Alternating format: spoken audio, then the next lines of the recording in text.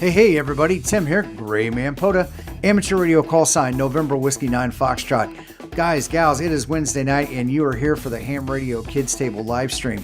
Now, the stream will get started shortly, and while they're backstage getting things ready, make sure you look down below. Take a look at all those different content creators that are part of the Ham Radio Kids Table. Make sure you follow their channels. And while you're there, make sure you hit the like button for this live stream, and also share it with your friends. So grab a cold drink, buckle up, the live stream will get started shortly.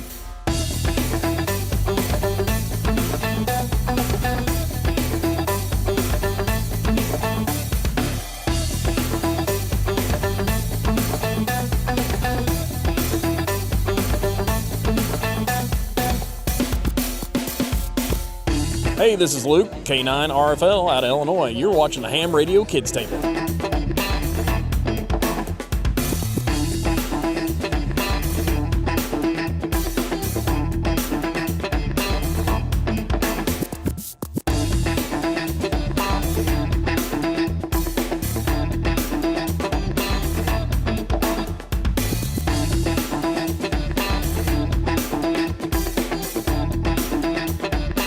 Russell from Springfield, Ohio. You're watching Ham Radio Kids Table.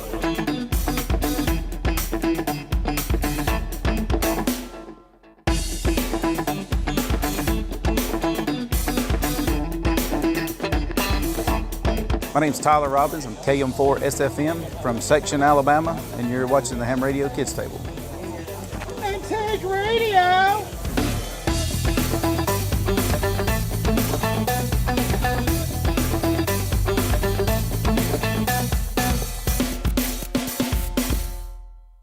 What's up? I'm Mike, N6MTS. Check out my YouTube channel for all things portable amateur radio, whether it's POTA, SOTA, even VHF and above. But enough about me. It's time for the Ham Radio Kids Table. That's where the fun's at. Let's get to it.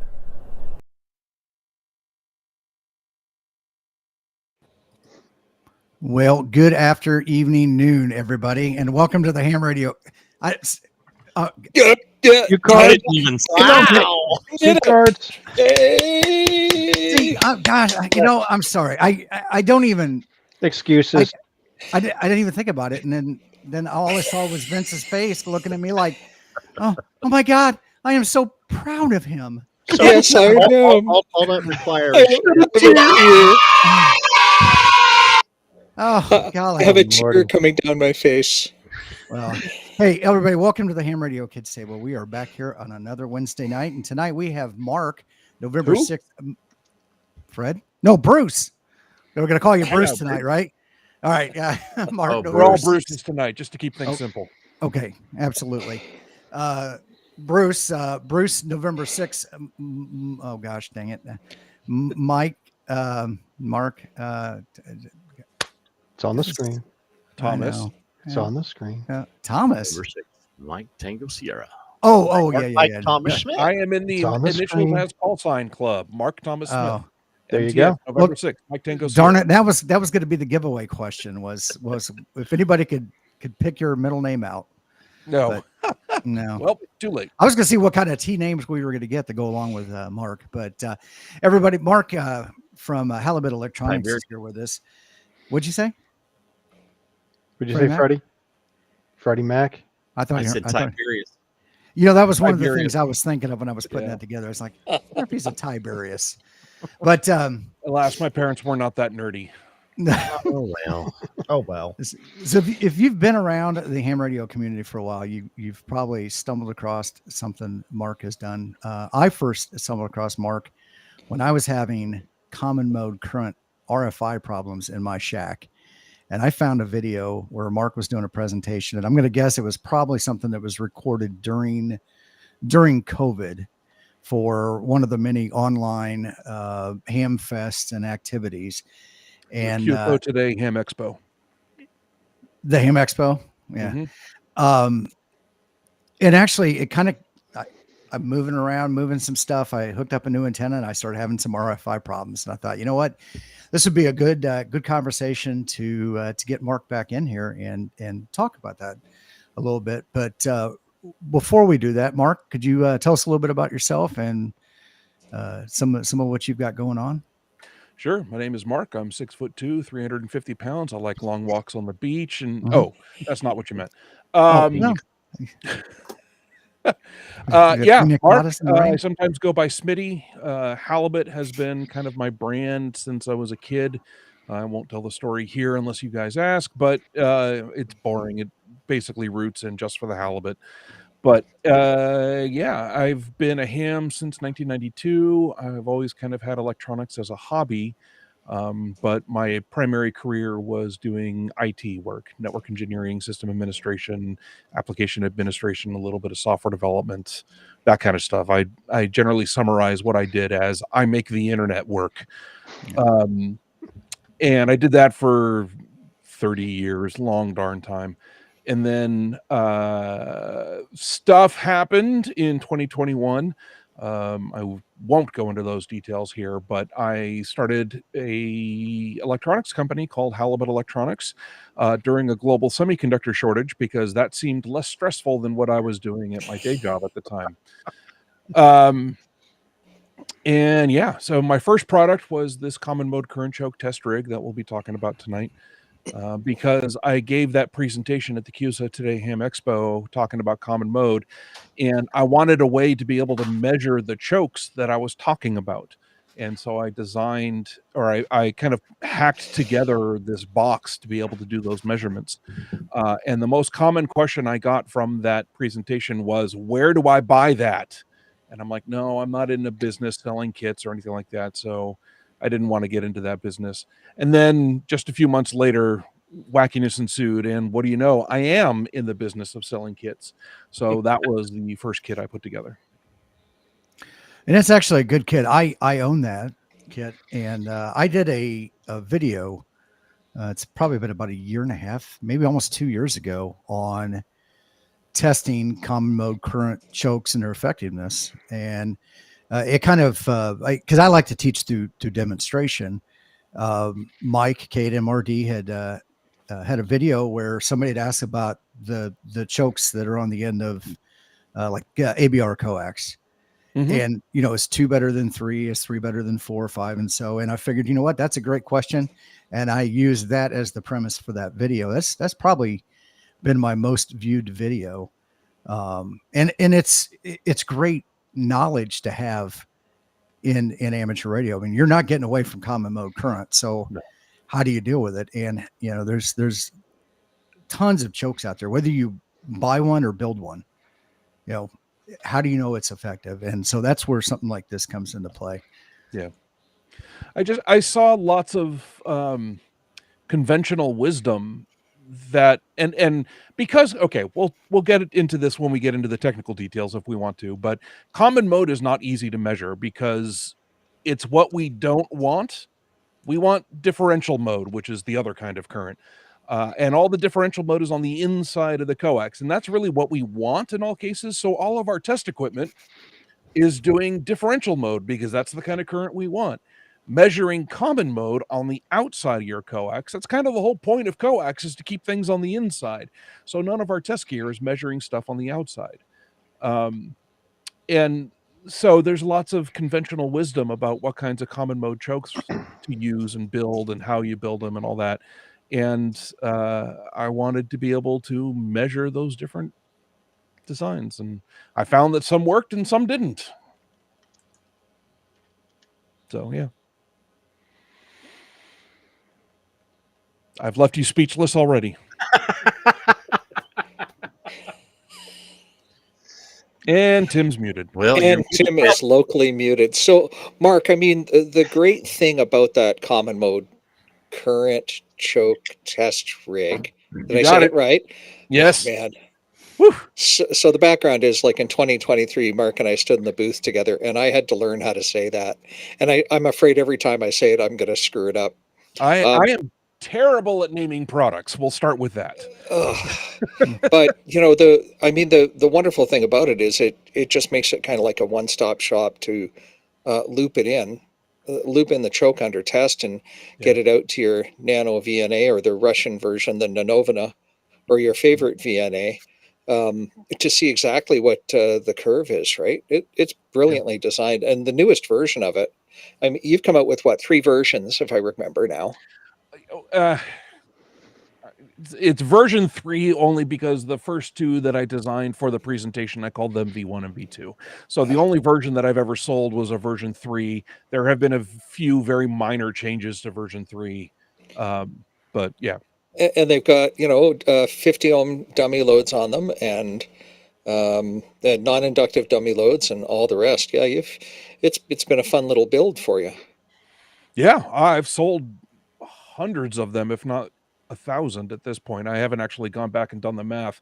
Although I did go back and look at the box of stock and realize that I'm running out. So it's about time for me to make another batch. So, well, maybe, if you go back and do the math and you see unit number 1000, it has like a special signature on a it, special signature on it, or some gold leaf on it, or something, right? I'll probably throw a couple of extra stickers in the bag. How's that? Yeah, that'll work. Or a golden ticket, maybe. Yeah, A exactly. golden ticket, yeah. Golden ticket. Tim, how's your audio working? Pretty good. Yep, I think. good, perfect. Yep. Good. Yep. I All hope. right. I Good. just can't touch the table right now, so hands are in my pocket. Can't touch the table. Yeah, there's a loose connection between my computer and the mixing board. Oh, okay. Usually it's a loose connection between the seat and the keyboard.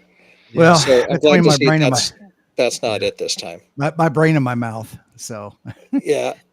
there's a loose wire, a broken wire somewhere. Yeah. Well, hey, I just noticed you're starting to get some questions in the chat. So if you've got questions, please get those in there.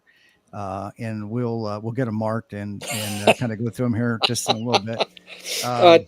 Eric's got a great idea for you, Mark. Scratch and sniff stickers that smell like new radios or magic smoke. I love the idea of a scratch and sniff sticker that smells like magic smoke. Yeah, I do love that. Yeah, that's a pretty cool idea, actually. That smell you just can't get out of your head once it's in there. Yeah, I gotta go figure out how to make scratch and sniff stickers now. Especially magic smoke. Yeah, I was gonna say it's kind of like the. Are you familiar with was it the Bernie Bott's beans or whatever? Yeah, from Harry Potter, right? All the different Bernie flavors and all flavor beans. Yes, and you never know what you're going to get, and some can be really pleasing and some not so pleasing. Magic smoke would be one of those non-pleasing smells for sure. No, or don't ask me why, but from last week I still have magic smoke stuffed up my nose. So, yeah, okay, that's too bad. That seems like something you don't want to get around the campfire. Yeah, you might want to go see a doctor about that. Well, if you've had that smell in your nose for more than 4 hours, go see your doctor. You need to see a doctor. Wow. Freddie, you'll commiserate with this one. Tim, you've been trying to ask a question. You've been very polite. Yeah, golly, I'm sorry. So, I think one thing that one thing that everybody deals with in generating how does, or I guess the one thing everybody probably has that they use that is probably the most common cause of common mode current is, and would probably be coaxial cable for feed line. Or at least that's my opinion, because it's an unbalanced line to begin with. Or am I wrong on that one? So the unbalanced in the way you're talking about it is referring to voltages, and this is a current thing that we're talking about. Okay. They are so that's why it's called balanced and unbalanced when you're talking about voltages, and then common mode and differential mode when you're talking about currents. You can have differential mode current, which is the good kind that stays on the inside of the coax, even with a single-ended or unbalanced signal. So coax can still have differential mode currents. In fact, by default, it usually does. There are two different types, or excuse me, in ham radio, there are generally two different categories of common mode currents that we want to try and eliminate. One is while transmitting, and the other one is while receiving. The transmit common mode current is when your transmitter puts out a bunch of differential mode. It's on the inside of the coax. It goes all the way through your coax up to your antenna, and it hits your antenna, and now your antenna is not perfectly symmetric. And when you have a non-perfectly symmetric antenna, one side is going to radiate better than the other side, and the other side will have another path for current to flow down to your radio through ground and out to the rest of the world. And I'm kind of hand wavy here because the exact model of this is somewhat complex, and I'm not even sure I fully understand it and all that. But when you get to your antenna, if you have a perfectly symmetric dipole antenna in the air, then you're not going to have any common mode currents coming back on the outside of your coax, because it will all be radiated by your antenna. However, there is no such thing as a perfect antenna, a perfectly symmetric antenna. And so you'll always get some amount of current coming back down on the outside of your coax. Now, this is different than reflected power that your SWR meter will read. That is still differential mode that is reflecting back on the inside of the coax. That's all still differential mode. So common mode current will not show up in your SWR meter. There's nothing in your radio or your shack that will measure common mode current, because again, like I mentioned earlier, common mode is what we don't want, right? All of the other things that we're talking about are differential mode on the inside of the coax, and common mode is on the outside of the coax. And so if your antenna is really non-symmetric, then you may get a fair bit of common mode current coming back down the outside of your shield while you're transmitting. And that can cause problems. If you've ever had tingly lips when your mouth touches the microphone, or you felt a little bit of RF in your hands while transmitting, or your lights start blinking, or some device drops off of the network, or you get buzzing in your audio cables, like all of these are signs of RF coming into your shack and doing bad things in your shack. And that is usually through common mode coming back down your coax. And so we want to put a common mode current choke to stop that at the feed point to the antenna. And what that does is that makes that the common mode, the outside of your coax, it adds a whole lot of impedance to the outside of your coax and makes that the no longer preferred path for that RF power. And it will keep it all on the antenna side of that choke. And it's not very efficient, but it still does radiate out that way. Then the other time we have common mode currents that we don't want is on receive. The outside of your coax acts like a giant wire sticking out from your antenna, from your radio, from your receiver. And if that wire happens to be running right next to an LED light controller, or I don't know why, but washing machines seem to be a common source for RFI, common noise source.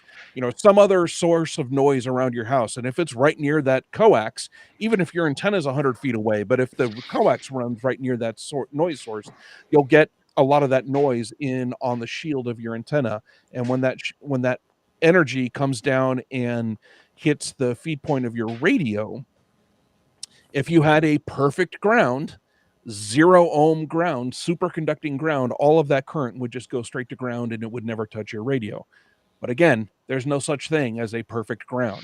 So whatever that impedance is between the shield of the coax on your radio and the negative power supply, whatever that impedance is, that current coming down, that common mode current coming down the outside of your shield through that impedance will create a voltage, and that voltage shows up in your receiver. And so you will get whatever that signal was in your receiver, and it creates a whole bunch of noise in your receiver. So you want to put a common mode current choke at the feed point of your radio as well. And again, that effectively disconnects the outside of the coax from your radio. And it can lower your receive noise if you're getting receive noise in that way. So the TLDR is stick a common mode current choke at the feed point to your antenna and another one at the feed point of your radio, and that will fix a lot of problems. So WD0A and B over on Vince's chat wants to know, Are you into audio? Radial engineering is one of his favorites at audio frequencies. JDI Duplex is a masterpiece. So I am into audio. I didn't get the whole question. Say that again. Smitty. Go ahead, Frank. Yeah. Sorry. Smitty, Bruce, are you excuse into me. audio? Radial engineering is one of his favorites into audio frequencies. JDI Duplex is a masterpiece. There we Okay, go. so I have never heard of radial engineering. I will check them out. I'm not going to go read it right now, but I'm going to keep it up in a tab, so I'll go look at it later. So there was with that though. There was a couple quick questions here. Does common mode current vary with frequency? Yes. Common mode current is at a frequency, right? The current you're getting, just like your transmit power or your receive signal or whatever, it is at a given frequency. When you transmit at 14.1 up to your antenna and your dipole is not perfect, and some of that current comes back down on your coax, that will be at 14.1 megahertz. It'll be at the same frequency that you're transmitting on. On the receive side, I mean, it's like wherever your noise source is, it'll be the frequency of whatever that noise source is. Now, common mode current chokes have a different effectiveness at different frequencies. So I'm not sure whether you meant common mode current or whether you were talking about the choke itself. But the choke will have different effectiveness at different frequencies, yes. Okay. And the other question, James KI5OEB asked, my in-fed random wire seems to have more common mode current than my in-fed half wave. Is there a reason for that? Yeah, your random wire is non-resonant. If you were to put a matching network at the feed point between your 50 ohm coax and your random wire antenna, instead of having that matching network at the radio, right? You have the radio, then you have coax that goes out to your 9-to-1 impedance transformer, and then a random length of wire, right? That 9-to-1 impedance transformer is just taking the wild and crazy whatever impedance that antenna is. It's non-resonant, so we have no idea what it is. Could be really high, could be really low, could be really reactive, could be really resistive. No idea. But that 9-to-1 brings whatever that impedance is down by 9 times. And it makes it a smaller impedance. And then we send that over the 50 ohm coax to the tuner in your radio. A tuner in a radio is more accurately described as a matching network. It doesn't tune anything. Your antenna is no more resonant than it was before. All it does is it takes whatever that complex impedance is of that antenna after being transformed by that 50 ohm coax and matches that to the 50 ohm impedance of your transmitter. And so in this case, the only thing the tuner is doing is saving your transmitter from an impedance mismatch on the antenna. So because of that, we've got all kinds of asymmetry at the antenna, and all kinds of currents are going to be flowing all over the place. It's going to be wild and crazy.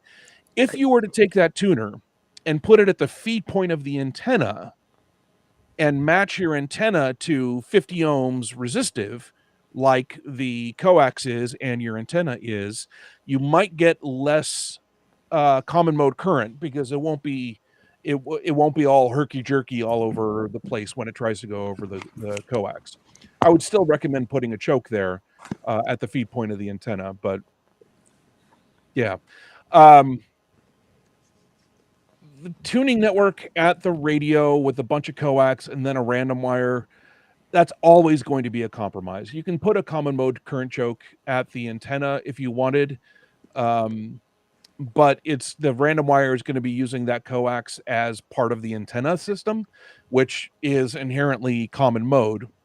So maybe you have your 9-to-1 feed point with your random wire sticking out over here, and if you have a counterpoise wire, then put the common mode current choke right at the feed point, because then those are the two legs of your antenna. If you don't have a counterpoise wire, then let the outside of your coax be be that counterpoise. So have it go down 10 feet or so of coax, then put your common mode current choke, and that will disconnect the rest of the coax from the antenna, and only that 10 feet or so will be the counterpoise. And then you'll stop the common mode current on the rest of the feedback, the coax down toward your radio. Did that make sense? It did. Absolutely. Okay. So Don, N5 SKT has, it's probably more of an observation, but it says, it's funny how little common mode current I get since my antenna has moved over 100 feet away from the shack. So I would be really interested to measure the common mode closer to the antenna. You may not be getting common mode, or you may still be getting common mode, but there's a fair bit of loss between, over 100 feet of coax, right? Like that common mode is going to suffer the same loss, or it'll be a different loss, but the same kind of loss that your signal does going down 100 feet of coax. And that will make it look like less when it gets to the radio. Same thing happens with SWR, right? If I'm outputting 100 watts and I got 3 dB of loss on my coax, only 50 watts makes it to my antenna. But let's say, I don't know how the ratios work out. Let's say the antenna is reflecting 10% of that back. So I got 5 watts coming back from the antenna, but then I've got another 3 dB of loss. And so I've only got 2.5 watts back at the radio. So the radio is transmitting 100 watts and seeing 2.5 watts of reflected power. So it'll think that's, what is that? 1/80th? Quarter, 40th? 1/40th of the total powers, whereas my antenna is actually reflecting 1/10 of the power, right? So long feed lines can make things look better than they actually are. Flat across the band, eh? That's right. By the way, hi, Carla. Look at Carlos. Carlos just jumped in tonight. Yeah. What he does. I couldn't make it last week. I tried. The only reason I'm able to be here tonight is because the YL is out visiting family, so I get to play hooky. There you go. I thought Wednesdays was leg day. Well, leg day is every day. I lift on Tuesday, Thursday, Saturday, and Sundays, and every day is a leg day. You always squat. Don't skip leg day. Never. James is making me feel a little awkward. Uh-oh. You just said Mark is my hero, or Smitty is my hero. Although it looks like I was looking at the wrong end of the chat list. Never mind. So, actually, one of the reasons I'm here is I tried making it last week. I really enjoy talking to Ray. And I saw that you were in here tonight. I'm like, I gotta make it because, again, to make you feel awkward, you're one of my favorite people in ham radio. So I had to make sure to come in here, give you a little bit of grief. Thank you. So Pepe has a good question for you. Can he measure this common mode as a non-professional? Can you measure the common mode current? Measure the current itself as a non-professional? I don't think anyone's going to care whether you get paid for it or not. Physics doesn't care whether you get paid for it or not. But can you measure common mode? So we can measure the effectiveness of a common mode current choke really easily. Measuring common mode current is slightly more challenging. I have not actually built one myself, but I have been told that a way to measure common mode current is by taking a clamp-on ferrite, right? Like these are the things that we use to build chokes, right? So you take a clamp-on ferrite and you get some magnet wire, the kind of thing that you would use to wrap a toroid, small magnet wire. And you wrap a bunch of turns around one half of that ferrite. You got two C-shaped parts of the clamp-on, right? They kind of open up like this. So if you take one of those C's and wrap a bunch of magnet wire around here, and now I've got two ends of magnet wire sticking up, solder an LED across those two wires. That is a common mode detector. you clamp that onto your coax, and if there's current flowing on the outside of the coax, that will be a 1 to however many turns you put on that magnet wire transformer. So let's say you wrap it around 10 times. It'll be a 1 to 10 turns ratio transformer, which will take that current and turn it into a voltage through your LED and light up the LED if you've got common mode current. It's not a very precise measurement. It'll tell you whether you have current or not, and the brightness of the LED will kind of tell you how much you have, and you can adjust the sensitivity by wrapping more or fewer turns on that toroid. So you might want to have multiple toroids, high sensitivity, a medium sensitivity, and a low sensitivity one. The low sensitivity might only have 5 turns, and the high sensitivity would have 10, or the medium would have 10, and your high sensitivity would have 15 turns, or something like that. And then you could kind of use that to clamp on different places of your coax to see whether you have common mode on your coax or not. Couldn't you, instead of putting an LED on it, tie that magnet wire to a sensitive voltmeter and just track the voltage? So yes, most voltmeters won't measure RF. What you need to do is you need a way of turning that into a DC voltage. Well, and that's what we're doing by doing the turns, and that's how you're getting the LED to light up, because the LED needs 3 volts to light up, if I remember right. Yeah, if you use a red LED, it's usually about 1.2 volts. It doesn't need much. That doesn't convert it to DC.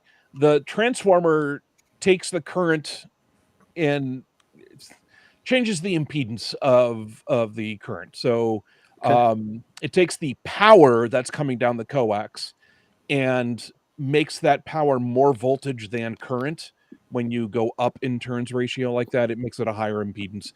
And that higher voltage is what gets past that 1.2 volts forward voltage drop across the LED. And the LED is what actually turns it into DC. So the LED will only conduct half of the time. Actually, less than half the time, because every time it's a negative voltage, the current wants to go the other direction. It does not conduct. And then it doesn't start conducting until that voltage gets up to 1.2 volts. So it will only conduct anytime that voltage is over that 1.2 volt threshold, or whatever your forward voltage of your LED is. Okay.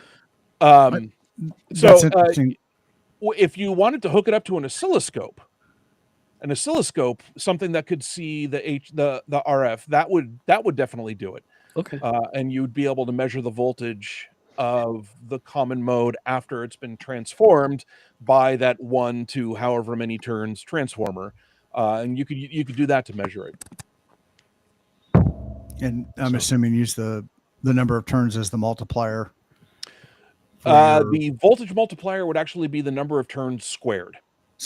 Okay. Yeah. So the impedance transformation is the square of the number of turns. So if you have a 2-to-1 turns ratio, it's a 4-to-1 impedance ratio. Or if you had a 10-to-1 turns ratio, it would be a 100-to-1 impedance ratio.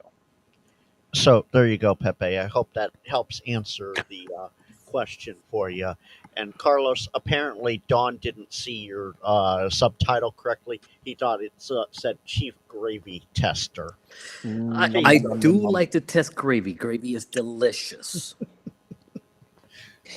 And thanks to Arnold Grubbs. He mentioned over in one of the chats that Smoke and Ape did a how-to video on how to build that little thing that Mark described, and that name of that video is Easy DIY Ham Radio CMC Meter for Cheap.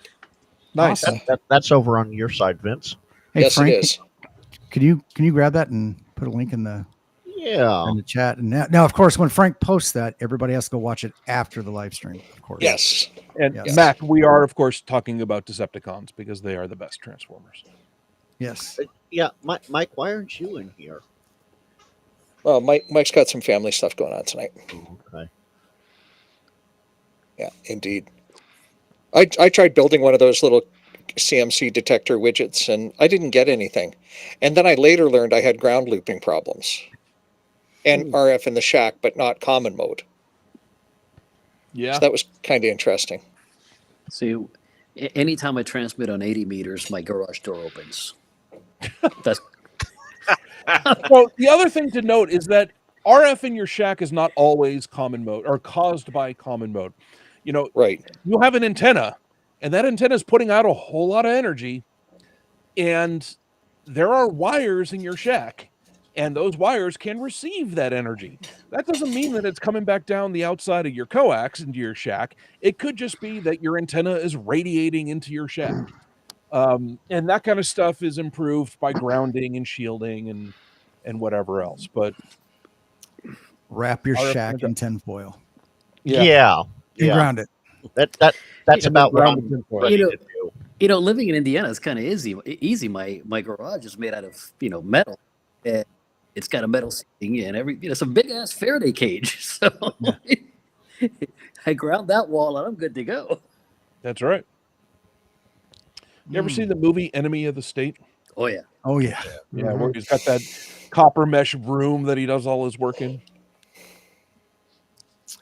Starting to become a reality nowadays. Yep.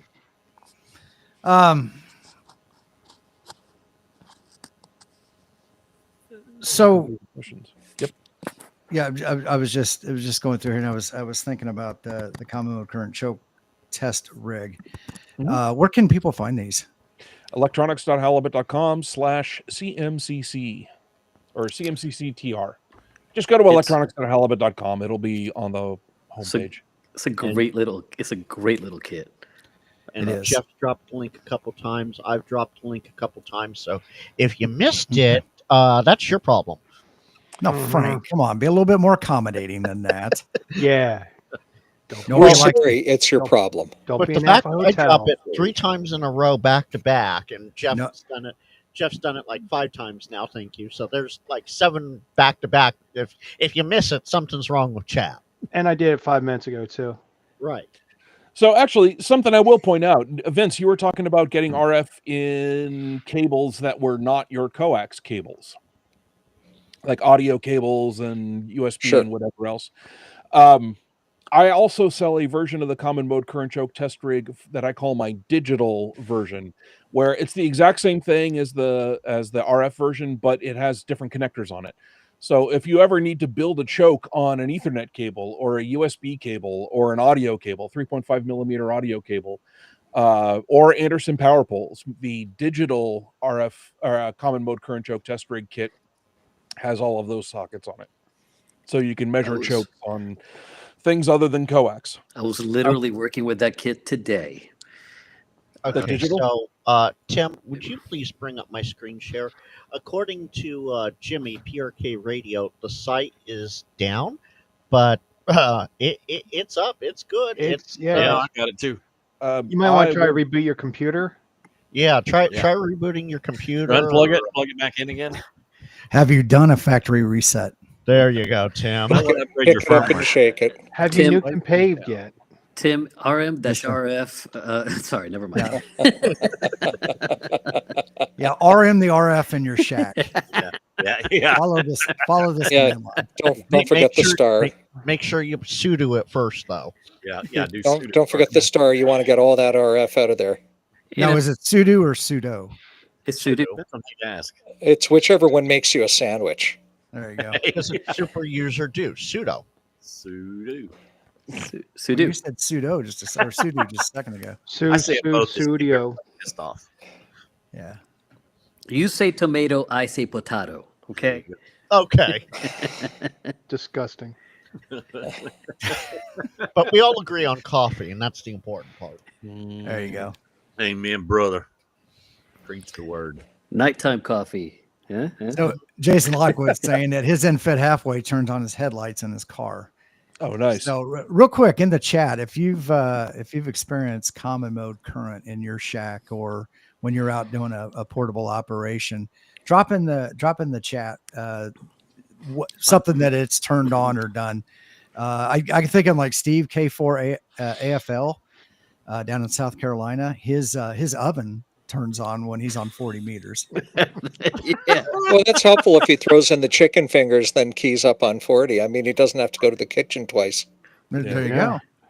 Yeah, Very helpful. LED string lights that my daughter has in her bedroom start flickering something fierce when I try to key up on 40 meters. You know what's interesting for me anyhow? I have issues like this every once in a while in my shack where I get common mode in the shack and weird things happen. I don't ever experience that on the field. No. No, I'm also curious how, I mean, it's very important to ground your shack. How do you do that when you're jumping out of an airplane? Well, Really long electrostatically, cable. Yeah. I drag a static line down. There you go. All right, kids, cover your ears. I think it's the brass balls that he's taking out the plane with him. So I'll go for that one. Eric says his 80-meter infed shuts off his neighbor's solar panel inverter. Oh, darn. Ain't that a terrible thing? That's a hell of a way to eliminate some RFI. Right? And done. Let's see here. Brian, 40-meter transmission turns on neighbor's Christmas lights. Well, Brian, if they have their Christmas lights up at this time, it's a little too early for Christmas lights. And serves them right. Keep It's keying up. Spooktober right now. And for those that don't watch Josh during the after chat on Ham Radio Crash Course, Don mentions Josh sets off the smoke alarms on 40 meters when he does. I don't know if it's barefoot or if he runs the amp when that happens. Jason. He might just need to change the battery in a smoke detector. That's why it's chirping. Jason says Carlos doesn't ground. He's always got potential. You ain't wrong. Let me tell you. It's called gravity assisting me. It's always adding potential energy to my system. That is true. Yeah, Don, that's what I thought. With the amp is Josh. And then, I was just going to mention that one. Andrew says someone's Halloween decorations are lighting up his 10 meters. Yeah. Well, hey, Mark, we've been talking about the CMCC a fair bit. Looking forward, what can't you talk about that's coming up? You heard it here first, folks. So I'm actually starting to talk to customers a little bit about this. You familiar with Haliki? Sure. The widget that plugs into the computer that lets you do remote CW. Oh no, I'm going to butcher this too badly. Yeah, it fits into your computer and lets you do CW over your Flex. Yes. Yeah. So it is a FTDI serial chip, and it connects the tip and ring to the CTS and DSR flow control signals on the FTDI serial chip. So Flex Radio in their documentation says, go out and buy a USB to RS-232 adapter and then connect these things to these pins and hack together your own solution. And I'm like, well, that's dumb. Let's go put it into one of these things. Thank you. So that's Haliki V1. But I wanted to be able to do more than just serial.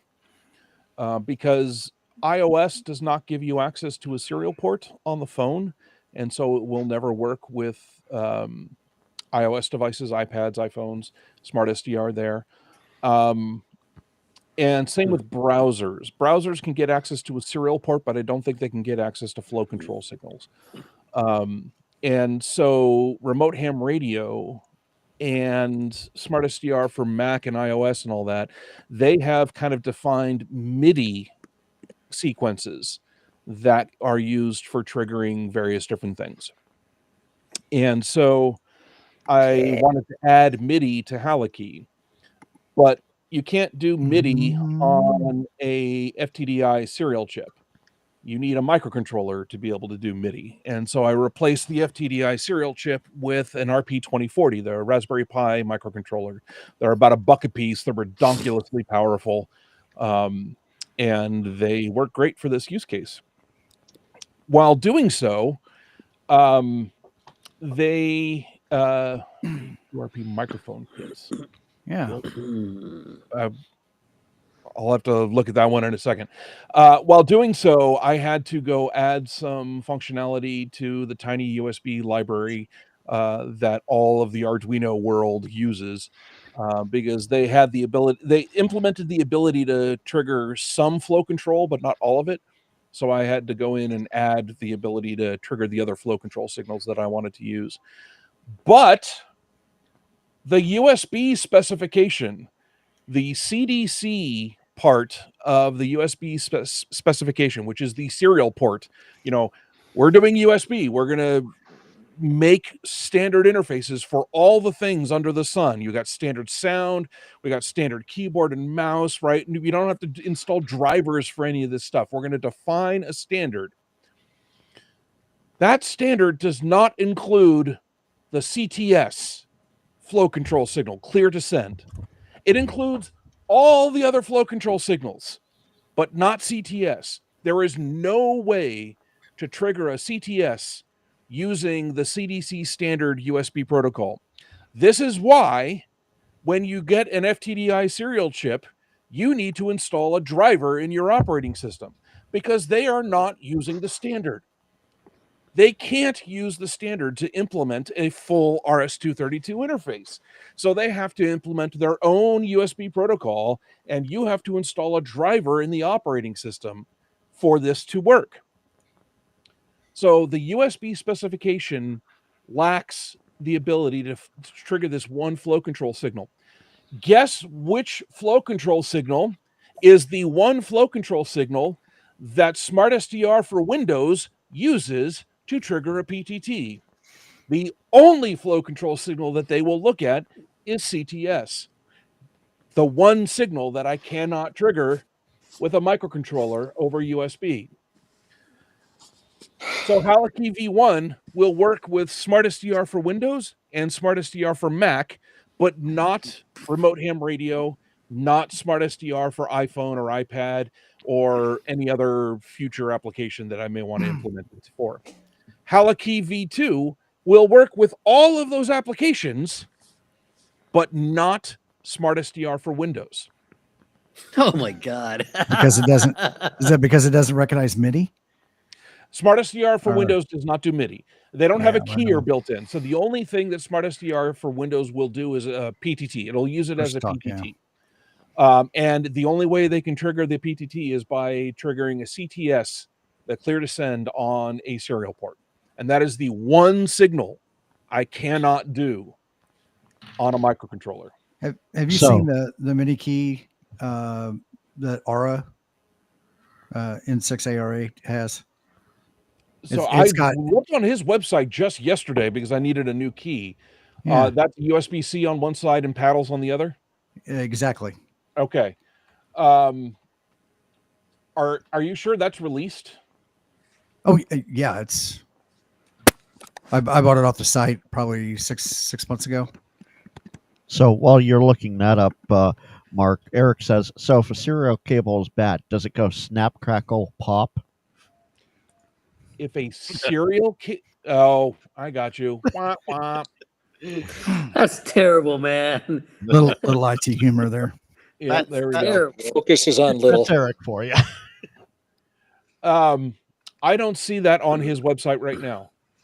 Huh. I'll take a look. So I did Right. talk to Ara at one point about, like, could I license his paddles? Because I believe strongly that device needs to exist, right? USB on one side, paddles and keyer on the other side. And when we were talking at the time, I'm like, all right, I'm not coming up with anything unique here. If you're not going to license me the paddles, then I want you to implement this. So I'm kind of glad to see that he has actually implemented that. So Don wants to know, or says, ask Mark to tell us about the Universal Radio Controller. The URC. The Universal Radio Controller. Okay, so there was a bloke named Mark out in the UK who designed, he took the all-in-one cable. Y'all are familiar with the all-in-one cable? It's a USB port on one side, and then it's got like the two Kenwood things on the other side that you can use to program your radios, and it will also do audio in and out. So it's usually made into like a little tiny board that just plugs straight into the side of an HT. But he took that design, which is an open source design, and he laid it out into a relatively small board, about yay big, and fit it into an aluminum case and gave it all kinds of connectors on it, on the front and the back. So it still has the 3.5 and 2.5 millimeter connectors that go directly to a Kenwood radio. Kenwood, whatever, any of the common inexpensive radios, they all use the same Balfang, TID radio, talk yeah, pods, yeah. yeah, all of those. They all use the same physical standard for their speaker mics. That's the word I was looking for. But then he's also got just dedicated, mic and headphone ports, and he also added OHIS ports on it, the Open Headset Interconnect standard, which is a thing I'm working on. And he was selling it in the UK, and it was selling reasonably well. And then he said, I would really like to sell this out in the United States or out in the rest of the world, but I don't want to deal with having to ship to the rest of the world. And I already deal with shipping to the rest of the world. So he just gave me access to the design and said, don't bother paying me or anything like that. Go sell this and make it available to the rest of the world. And so I do. And I've got a bunch of them on the shelf, and it's a neat little project. He's got a daughter board in there that it comes with just a whole bunch of holes on there that you can prototype and do whatever you want. But he also sells a board that is a TNC. It uses a STM32 microcontroller and runs some firmware. I can't remember exactly what it's called, but it's a TNC, right? So you got a serial port out to your computer on one side, and the audio goes through all of the other audio interface out to your radio. It's a neat little kit. USB, and then any of the audios to your devices. All right, and as we wrap down here, because Ham Nation is up next, and we're going to have a hard cut here in 9 minutes. Will version 2 work with remote hams? Asks Chris over on Vince's chat. So, remote hams. I don't know about remote hams. I know about remote ham radio, RHR, and it will work with them. I've sent one off to Rocky and or Rock, excuse me, and he has been doing development with it, or at least several months ago he was. He probably hasn't worked on it in a while, but the idea is to make it work with them. Remote hams, is that a different thing? I think so. Okay, remotehams.com. I would have to go take a look to see whether it'll work with them. But if it's something that I can implement in the firmware, I will happily add it. So, Chris, I'll make a note of that. Spoiler alert, I'm going to have Mark on my channel here sometime soon. So come by my channel, and I'll have a follow-up, hopefully, from Mark at that point. Yeah, awesome, Sounds guys. good, Mark? Mark, thank you very much. You are definitely a wealth of information on a lot of this stuff. And where can people find you online, just in general? I'm most active on Discord these days, the Ham Radio Workbench podcast Discord. Ham Radio Workbench I do with Vince and several others. We drop a podcast every 2 weeks on Tuesday mornings. I will sometimes poke my head into Mastodon. I am at smitty@halibut.com there. But I don't really use any of the other social networking stuff anymore. It's too much of a hellscape these days. And for my own sanity, I've narrowed down the communities that I interact with more often. So Discord, hop into the Ham Radio Workbench Discord there. You can get an invite link on hamradioworkbench.com, or you can just send me an email, mark@halibut.com. Vince also just dropped a link in both chats. So awesome. Well, thank you. So we got a few minutes here. We can go around the room. Frank, 30 seconds. Thursday night, NorCal Swap. Friday, between Mike doing his giveaway and late shift with Digital Rancher, I'm going to sneak in a Q&A AMA, so come on by and see that. And, well, I'm working to get Mark on the show. Might do a Monday night somewhere before TO goes live with Nuggets. That's about it. Oh, my gosh. He actually got it done in 30 seconds. I have no idea what any of that means. Man, Lord. Vince, what do you got going on, buddy? Hey, I don't have a lot coming up on my channel. I've been dropping articles on qrper.com, and I am joining Mike N6MTS this Friday for his 3,000 sub giveaway, which is happening at 7 p.m. Eastern time here on the tubes. That's what I got coming up. Check your local listings. Times may vary. Mm-hmm. Yeah. Freddie Mac, speaking of subs, you just crossed over a big 9,000. Man, that one snuck up on me, y'all. I tell you what, Yeah. it's been a whirlwind. But thank you, everybody. I think we're scheduled for November 5th. We're going to do a live stream right here on the Ham Radio Kids Table. I'm going to give away a couple of Spec 5 Meshtastic nodes. One of them is the Ranger Magnum. These items were donated by KI5NHD out there in Western Oklahoma. He's the president of the Oklahoma Repeater Society. And I'll get into more of him when that happens. But I got a video dropping tomorrow night doing a firmware upgrade on the new TID Radio TDH3 Plus. A lot of new features, some really surprising stuff that I didn't realize was there, but showed up after the firmware upgrade. So be sure and tune in tomorrow night for that. Is that one due the APRS? No, that's the TDH9. That's upcoming. It's a little more expensive than these, but okay. Well, you can get them now, but you can't get them on Amazon yet. I don't know why that is. But the TID Radio TDH9 is. Yes. I heard that Shane's trying to get his hands on an H9 to do a review, maybe. Oh, I'm going to try. I just don't know if it's going to happen. But hey, it looks pretty cool. Carlos, what do you got going on? SSDD. This weekend is the last weekend of the skydiving season in the Midwest, at least where I work at. Highly unlikely that I'll do an amateur radio jump just because it's frigid, and I mean frigid up there right now. But I am prone to doing stupid and foolish things, so keep an eye on the Discord and all the other normal places. If I do decide to be, to get frozen, that's where He's gonna bundle up, folks. Don't worry. Wear your thermal underwear. Mm-hmm. It's the hands that get cold, man. It's the hands. Protect those brass balls of yours. Where are you keeping your hands? I mean, thermal underwear. How does that work? Never mind. I'm sure you can get you can get electric clothing and gloves that you can run off your HT battery on the way down. I am sure that stuff exists. The problem is dexterity. I need to be able to put my hands in the controls for the parachute so I can fly it down safely. That does seem like a good plan. Yeah. Carlos, you're overthinking that whole thing. I know. Stupid gravity. Golly. Stupid gravity. I like it.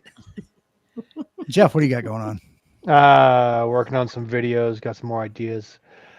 I actually have a website, believe it or not, and I just can't get to editing anything to make it look nice.